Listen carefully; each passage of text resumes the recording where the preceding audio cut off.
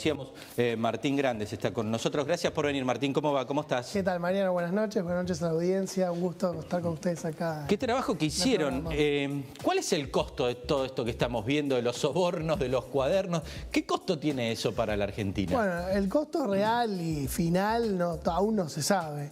Nosotros con Ariel Gorenberg en la Universidad de Buenos Aires, dentro del Centro de Estudios para la Productividad, estamos haciendo un programa de investigación de largo alcance, largo aliento, que no solo incluye a la Argentina, sino que va a incluir otros casos, como el caso de Brasil, por ejemplo, con el Lavallato. Y la idea es mirar cómo repercute la corrupción como una pérdida de eficiencia en la economía, como algo que se va, digamos, del circuito de la economía, en general del gobierno, en no hacer obras, en las familias no poder disfrutar de mejores servicios públicos, etcétera. Bueno, ¿cuánto se va y a dónde se va? No sabemos, porque es una cuestión de investigación de los jueces. Claro, ¿no? claro. Investigación judicial, pero la justicia también es parte del problema. Bueno, haciendo cálculos preliminares, nosotros llegamos a una cifra que ronda los 36.000 millones de dólares. 36.000 millones de dólares. Que sabrían exactamente, vamos a llamarlo fugado como corrupción. A ver, tenemos una placa para poder graficar esto que está diciendo Martín y que refleja justamente el costo de los sobornos por los sobreprecios en la obra pública. Se habla de un 20% de sobrecosto en inversión pública durante 10 años y esto es igual al 6% del PBI, 36.000 millones de dólares, al 6% del déficit fiscal, al 66% de las reservas. No, permitidme una pequeña corrección. ¿Sí? Es igual al déficit fiscal financiero de hoy, incluyendo intereses de la deuda. Es impresionante. Y el déficit primario. Sí, es impresionante. Ahora, nosotros refinando ese cálculo nos dio, por eso, es un proceso de investigación en curso, con todo lo que conlleva esto, los ajustes y múltiples, digamos, idas y vueltas que uno tiene que hacer con los datos, pero nos dio exactamente 7,15% del PBI, una cifra muy parecida cuando vos tomás el PBI de cada año a precios corrientes y a los precios de ese año, lo transformás al dólar de ese año, el caso del dólar blue, los años que hubo cepo. Quiero contarle al oyente más que nada cómo se llega a este número. Bueno, primero que nada se llega a este número pensando cuánto puede haber sido el porcentaje de coima sobre lo que se calcula la coima. Estamos hablando nosotros de obra pública y también de los subsidios a la energía. No solo la obra pública. No solo la obra pública, también los subsidios al transporte, que da el Ministerio de Transporte de la Nación. Claro. Y también los subsidios a la energía. ¿Venezuela entra ahí también? Venezuela no entra. Todavía no entra en Venezuela, o sea que te imaginas lo que nos falta. Venezuela, aduanas paralelas, el ONCA, y uno puede seguir numerando. Pero para no distraer, quiero que entienda la audiencia nuestra. ¿Cuánto implica y qué implica? Claro, exactamente. Entonces, vos lo que haces es tomás el PBI de cada año, te fijás el promedio de inversión pública por año, que es prácticamente toda obra pública, eso es 3%. Entonces lo multiplicás por el PBI de cada año, le multiplicás a su vez a ese resultado el 20% y lo llevás a los 10 años. Entonces en cada año calculás una coima que se habría ido. Eso sumado y calculado al 15%, sumado al 5% de coima que según un empresario muy conocido, Roggio, estarían o habrían pagado al Poder Ejecutivo por los subsidios recibidos para mantener la operación de las empresas proveedoras de servicios públicos. Bueno, esto estaría dando entonces aproximadamente 36.000 millones de dólares, que se hace el cálculo fino, es un poquito más incluso del 6% del PBI, te da 7,15, creo, el último cálculo fino, muy fino que hicimos con Ariel, pero como bien señalabas vos, Mariano, esto es igual a un déficit fiscal de hoy, financieros, incluyendo intereses de la deuda, o prácticamente 2/3 de la reserva, lo cual uno dice, bueno, si esto es un piso, ojo, también puede ser un techo, porque uno está suponiendo que toda obra pública... pero vos estás suponiendo de que las declaraciones, por ejemplo, de Roggio, son veraces, cuando podría ser en la investigación alto, de la tragedia de Once queda claro que no era el 5% de retorno, con los sicilianos incluidos. Así que, y si vos hablas con los empresarios, también sabés que no son el 15%. Claro, por eso podemos hablar de, como decía Martín, puede ser un piso. Yo creo que es el piso. Sí, tranquilamente puede ser el piso, y además hay que pensar que hay otras fuentes de corrupción, o sujetos de corrupción que no estamos todavía analizando. A ver, el problema de la corrupción en la economía es un problema endémico, de largo plazo, estructural, donde hay países que tienen más corrupción, otros menos corrupción. Lo que nosotros estamos tratando de hacer en este trabajo es medir cuál es el efecto de la corrupción a nivel, digamos, empírico en el crecimiento de los países. Lo que uno ve es que a veces los países, al principio, cuando son muy pobres y tienen mucha corrupción, crecen igual, porque claro, las instituciones son tan de baja calidad, digamos, no tenés justicia, no tenés cumplimiento de las leyes, no tenés respeto a la propiedad intelectual. Tenés gobiernos autoritarios, golpes de Estado, no tenés, como decía, jueces, en fin, no tenés protección de las inversiones y bueno, eso hace como aceitar el mecanismo del crecimiento porque se invierte finalmente, aún con COI más grande, y se invierte mucho en una economía que tiene poco capital y crece bastante, ¿no? Y con poco capital humano, instituciones de muy baja calidad. Ahora, a medida que el país se desarrolla, el impacto de la corrupción va a ser menor, porque, entre otras cosas, y cierro con esto, porque también tenés más recursos para controlarla y la gente toma conciencia del gasto público, tenés mejor justicia, tenés mejor protección y más protección a los inversores y tenés entonces mejor calidad institucional. ¿Y esto impacta también en la inversión? Digo, hoy la Argentina busca inversores. ¿Esto los espanta? A ver, vamos a ser honestos todos. Nadie ignora que en ningún país, sobre todo en ingresos medios, para entrar a una concesión de un servicio público o hacer una obra pública, todos los gobiernos han cobrado coima. Esto está en los expedientes judiciales desde que nacimos hasta acá. Bueno, lo que pasa es que ahora se está ventilando. Pero si uno empieza a descubrir a partir de declaraciones, a partir de expedientes, estamos sujetos a lo que declaran los empresarios y lo que aparece en los expedientes judiciales. Nosotros no podríamos saber de otra manera, salvo que encuestásemos en privado, como dicen en los programas periodísticos en off, si encuestáramos, bueno, ¿cuánto pagaste en off? Probablemente sea mucho más. Y además hay otro efecto que quisiera señalar, que es un tema que tiene que ver con la cartelización de la obra pública y que infla aún más y por lo tanto incrementa el costo de la corrupción. Suponete que tenemos que hacer un puente que vale 100 pesos. El puente que vale 100 pesos en realidad no vale 100 pesos, vale 60. Si yo lo licitara y sea una competencia entre empresas, probablemente valiera 60 de costo real. ¿Qué pasa? Práctica de las habituales, se pone el pliego muy alto para que las pymes, digamos, los más baratos no entren y queden los de club. Entonces el costo queda en 100, ahí ya tenés 40, que no es corrupción, pero es pseudo corrupción, pues estás inflando por una cuestión de que el mercado falla y se está cartelizando y del otro lado también te aceptan que el cartel exista. Entonces ya tenés 40% más de sobreprecio. Y a eso le pones el 15 o el 20%. El retorno. Entonces cuidado, hay que desdoblar el efecto. Hay uno que es por la corrupción misma, por la coima que se paga y se cobra de algún lado. Y la otra es porque, bueno, tenés una falta de competencia, licitaciones transparentes. Yo creo que hay algo bueno que está haciendo este gobierno y que vamos a ver después los números también. Nuestro programa de investigación no comprende solo un gobierno, sino muchos. Entonces vamos a ver cómo fue esto que declaró el ministro Dietrich, que se habría bajado el costo de la obra pública hasta 40%. Claro. Yo diría así como un cálculo a ojo de buen cubero, póngale 20% en promedio. Bueno, imagínense si uno extrapola eso a cosas similares que se pudieron haber hecho, es un montón. Y después quería hacer una nota muy breve sobre el tema de que la corrupción no solo afecta a la inversión en obra pública o a los concesionarios de obras públicas, también afecta a otras cuestiones como la educación y la corrupción. Perdón, la innovación. Claro.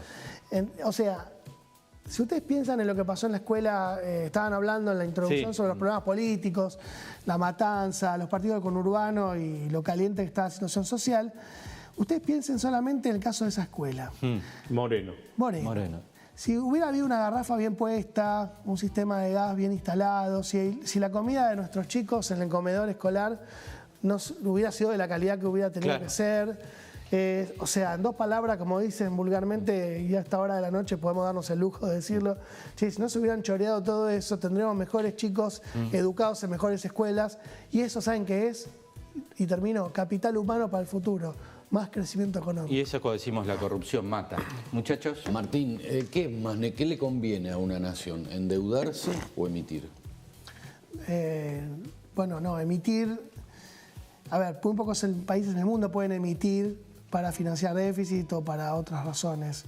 los que tienen moneda, los cuales no solo la usan ellos mismos, sino que la usan otros países. Estados Unidos, Europa, el euro, Japón. Y son países todos con bajísima inflación. Si vos te referís a cómo financiamos el déficit fiscal, bueno, evidentemente hay una herencia recibida, un déficit de casi 9 puntos, consolidando todo el sector público. Y vos decís, bueno, ¿cómo la financiamos? Y si no hacíamos un ajuste por el lado del gasto, que es muy difícil de hacer, y en una economía que crecía poco, la recibió creciendo al 2,7, 2,6. Más que, bueno, no es poco mirando los números de hoy, que vamos a caer al 1,5 aparentemente. Pero te diría que lo ideal es tomar deuda a largo plazo y a bajo costo, y eso usarlo para invertir en infraestructura, ¿no? O para ampliar la capacidad de nuestras escuelas, de nuestros hospitales, etcétera. Yo te diría que un país que tiene déficit, los países deficitarios se financian fundamentalmente con emisión de deuda y no tanto con emisión de dinero. El único que puede aprovechar eso y hacerlo, y lo hace toda la vida, es Estados Unidos. Hablando de economía, Martín nos visitó, hicimos memoria hace un par de años, el programa tenía otro nombre, pero en el 2015 advertía, y vamos a ver qué decía de la economía que iba a agarrar este gobierno. A ver si coincidís con el análisis que dabas hace 2 años, dale. ¿Cómo no? Ahora, el gobierno que venga se va a encontrar con un tipo de cambio atrasado, sí, pérdida de competitividad básicamente. Eso te iba a preguntar. Con una deuda que ayer leía en los medios, sobre todo en el diario La Nación, una herencia de servicios de deuda para el año que viene de 25.000 millones de dólares, y donde hay reserva libre disponibilidad que el año que viene probablemente sean 0. Eso te iba a preguntar, ¿qué se encuentra el gobierno que viene? ¿Es una bomba de tiempo? No, yo no creo que haya bombas. Hay problemas, hay temas que hay que desactivar y otros que hay que corregir. Creo que la situación no es mala, creo que todavía el mundo está lleno de liquidez.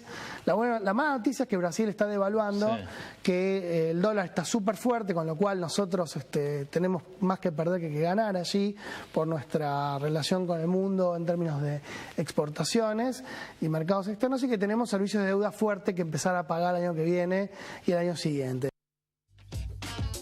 Bueno, ahí adelantabas lo que el kirchnerismo no quería hacer tampoco, ¿no? Que era la devaluación. No.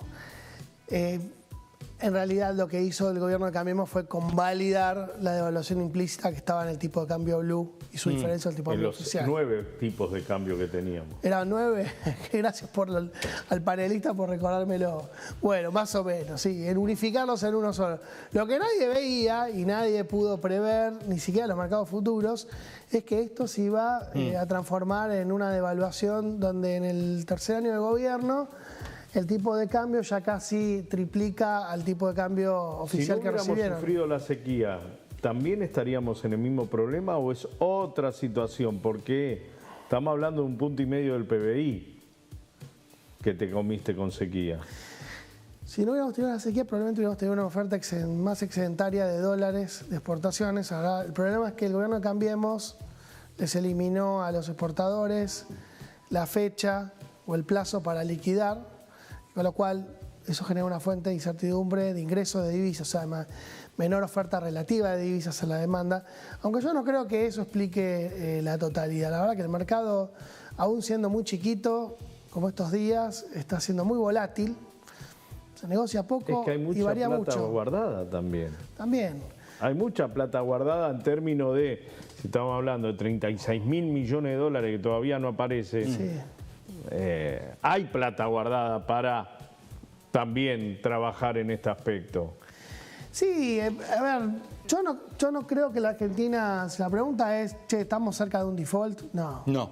Yo ni siquiera lo dije en el 2015. No, yo creo, y la verdad que creo que no era una herencia mala, era la herencia buena. Estábamos desendeudados en un mundo que todavía tenía apetito por el riesgo, donde había mucha liquidez, donde las tasas de interés estaban bajas, donde el comercio todavía fluía, y hoy ese escenario cambió verticalmente. Claro. Se volvió a ir la misma plata que vino por el tema del blanqueo casi. Prácticamente, sí, no tengo los números a mano, pero es posible. Pero fíjate lo que digo, la reversión del escenario. Tuviste la crisis en Brasil, la crisis política en Brasil que te metió a la economía brasilera en un pozo. Tenés la tasa de interés norteamericana subiendo, los capitales fugándose de los mercados emergentes, un aumento de la aversión al riesgo, guerras comerciales, tenés un escenario totalmente adverso en el mundo, pero además no estás manejando bien tu política doméstica, la pifiaste, esta idea de que iba a querer todo el mundo en el peso, que la gente iba a empezar a ahorrar en pesos y que todo iba a andar en pesos, cuando no bajás la inflación. Básicamente ese es el diagnóstico. Te pregunto el último, Martín. Sí, cómo no. Profesor de la UBA, ¿cómo se vive este momento, la crisis de la educación, el sector universitario? ¿Qué análisis haces al respecto? Bueno, mi análisis en realidad es que la universidad pública no está en peligro. Yo ahí creo que hay una exageración de algunos medios, de algunos sectores políticos. Creo que no está en peligro. El presupuesto para operar y seguir está garantizado. Lo que está en peligro realmente es la investigación científica. Desde las universidades o de las universidades y el CONICET, por dos razones. Una, porque los salarios que cobran los investigadores o cobramos están realmente prácticamente en mínimos históricos, devaluados por el dólar y por la inflación, las dos cosas. Y por otro lado, o sea, eso desincentiva a la gente a seguir carreras de investigación científica. Por otro lado, el semillero que viene, ¿cómo haces para que un chico entre para en el motivarlo, sistema científico? para que se quede. ¿Ustedes saben cuánto cobra un becario del CONICET doctoral? ¿Cuánto? Más allá que después está la discusión de cuántos tienen que ingresar, si estamos de más, de menos, después si en el futuro recortamos los que ingresan al CONICET, ese es otro debate. Yo igual estaba de acuerdo en que había que achicar un poquitito, no era sostenible ese ritmo de aumento, pero están cobrando, si lo pasás a dólares, $600, $500, o sea, 18.000, 20.000 pesos. Claro. Un investigador promedio del CONICET debe estar cobrando 30.000, o sea, un 1.000 eurista sería, como dicen los españoles. Bueno, esa pauperización, ese deterioro salarial relativo es una parte. Y la otra parte del problema, que es la mayor, digamos, la mayor pata del problema, perdón, la pata más grande del problema, quise decir, es que todo lo que uno compra con subsidios que da la Agencia de Promoción Científica y Tecnológica, software, equipamiento, imagínense, no sé, un biólogo, un microbiólogo, o uno que hace ingeniería de software, o cualquiera que tiene que comprar todas cosas dolarizadas, en menos de un año, vos tengas un subsidio aprobado. Hoy estamos a 29 de agosto.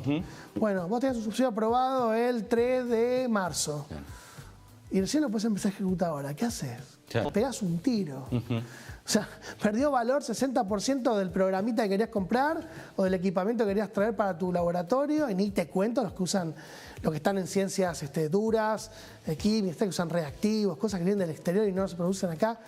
Bueno, eso es el peligro. ¿Cuánta sinceridad falta también en esta discusión universitaria? Si vos tomás en cuenta algunas universidades, yo voy a poner el caso de San Martín, que es emblemática quizás, pero que también puede ser asociada con la Universidad del Oeste u otras universidades, donde vos ves la cantidad de docentes, la cantidad de carreras, la cantidad de elementos que se le introdujo a la universidad que no tiene relación con la cantidad de alumnos que tenemos. Puede ser, la verdad que eso, quiero ser serio y no quisiera emitir una opinión no fundada con datos, pero es posible que sea así, no lo sé, habría que revisarlo. Puede haber una sobrepoblación, un sobredimensionamiento de algunas universidades, pero me parece de nuevo decanatos, vicerrectorías, sí, decanato del decanato. Ahora lo vamos a hablar, en el próximo bloque vamos a estar con puede eso. Ser, ahora, si las universidades se pueden financiar y también pueden generar ingresos propios, como hacen muchas, y no depender solamente del presupuesto nacional, sería bueno. Entonces ahí justificarían también si tienen capacidad para sostener toda esa estructura sobredimensionada que vos estás argumentando. Yo creo que se merita un estudio más serio, profundo, de si necesitamos, ya no las universidades, sino qué tamaño de universidad necesitamos para la concurrencia de los alumnos y los servicios educativos que proveen las universidades, que no es nada más enseñar en el aula a los chicos de grado o dar posgrado, doctorado, investigar. También hay muchos servicios que las universidades ofrecen a las empresas, el sector público. Creo que los universitarios y científicos tenemos que hacer mucha más tarea de transferencia de lo que hacemos hacia los medios, hacia divulgar, ¿se entiende? Divulgar, transferir la empresa, las leyes. Yo, por ejemplo, asesoro a algunos diputados, digo, o sea, tenemos que trabajar también, ponernos el hombro y no estar todo el día tampoco de otro lado. Pero con estos salarios y esta perspectiva de incertidumbre se hace difícil. Es muy difícil. Y se hace difícil como cualquier trabajador mantenerse. Martín, gracias por la visita y por tus conceptos. Ha sido muy amable como Mariano, siempre. Y a los panelistas. Gracias. Excelente. Muchas gracias a ustedes. Hacemos la pausa, Mini 3 en punto. En un instante hablamos de la inseguridad en los colectivos, de la educación pública, de estas jornadas de paro docente y vamos a repasar cuántos empleados tiene cada uno de los municipios del Gran Buenos Aires. Después de la pausa, Mini 3 en punto. Ya estamos.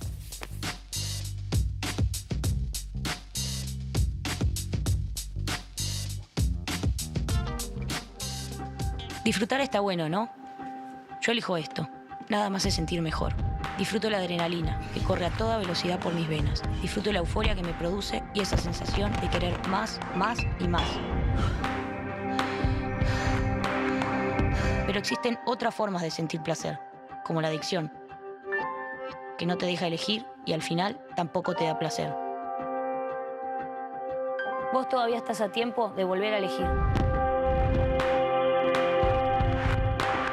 Si tienes alguna duda, llámanos y trabajemos juntos para poder ayudarte. Ya está en marcha en la provincia el Plan Anual de Vacunación. Son 18 vacunas en total y en los hospitales y centros de salud se aplican gratuitamente. Conoce más en gba.gov.ar/vacunación. Hoy más que nunca, vacunarnos es cuidarnos entre todos. Buenos Aires Provincia. Entre todos, podemos más. Estamos poniendo en valor las escuelas del municipio. Comenzamos la remodelación de 35 establecimientos educativos para que nuestros chicos aprendan en un ambiente más confortable y seguro. Lanús Municipio. Cada día un poco mejor. Llega el frío y con estos 5 hábitos simples te ayudamos a cuidarte y a pasarla bien. Vacunate si estás embarazada, si sos mayor de 65 años y también vacuna a los chicos menores de 2 años. Lávate las manos regularmente con agua y jabón. Amamantá a tu bebé. No fumes. Si vas a fumar, hacelo al aire libre. Abrí las ventanas para ventilar tu casa. Disfruta el invierno en Tigre. Más información en www.tigre.gov.ar. Tigre, municipio.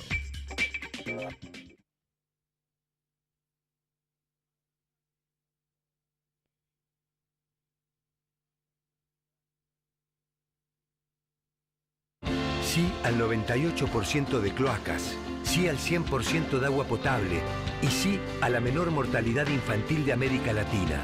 ¿Te animas a seguir diciendo que sí a vivir mejor? Yo digo que sí.